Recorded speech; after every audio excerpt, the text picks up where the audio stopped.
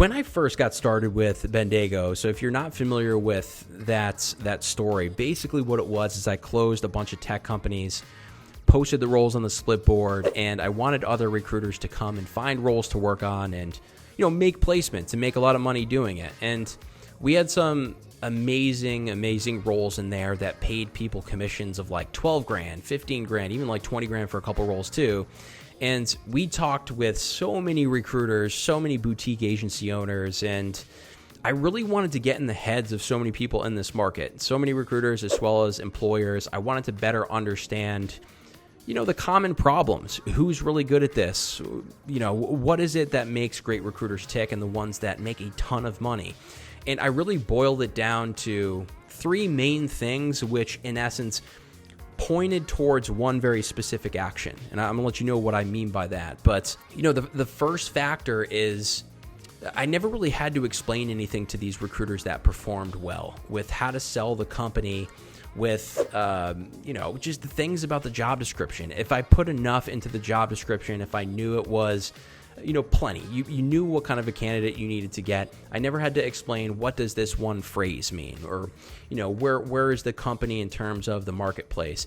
These recruiters always basically just didn't create more problems or didn't pull more time for me and understand that I was already spread thin. I can't spend time on recruiters to handhold them through any basic shit, all for a lot of times just for nothing. So factor one is just recruiters that didn't have to be handheld through some basic stuff.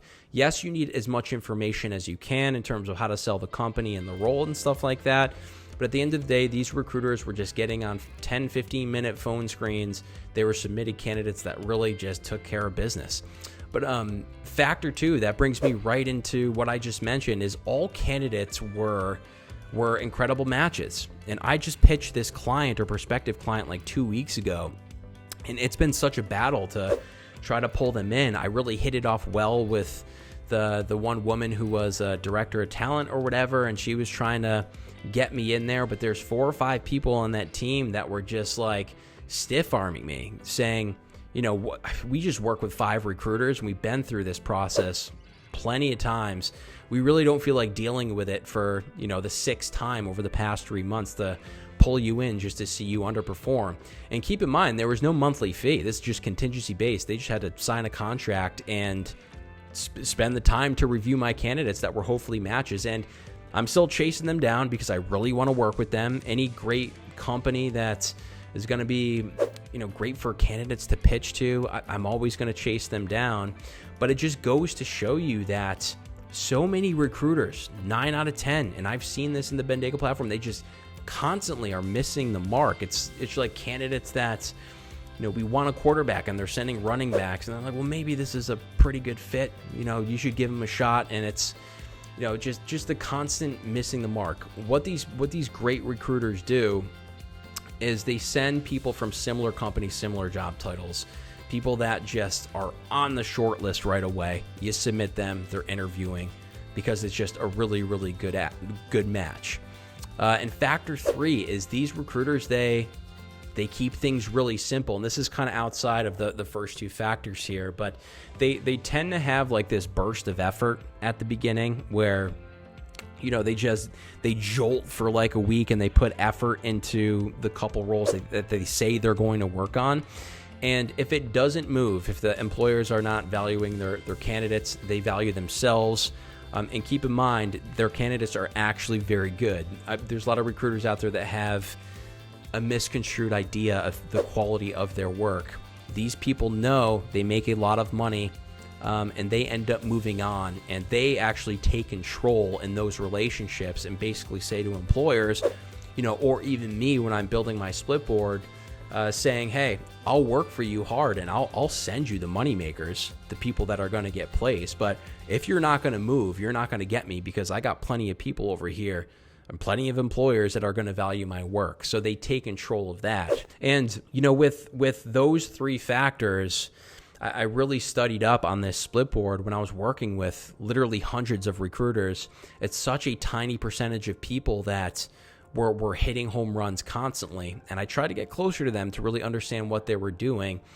And what they were doing was headhunting. It's so simple, and what I learned from them, and I was already doing a version of this, but what I do now is I create a list of candidates, usually through LinkedIn. I usually type in very similar companies, and I add the similar job titles, and I keep adding keywords until I get like usually 100, 150 people.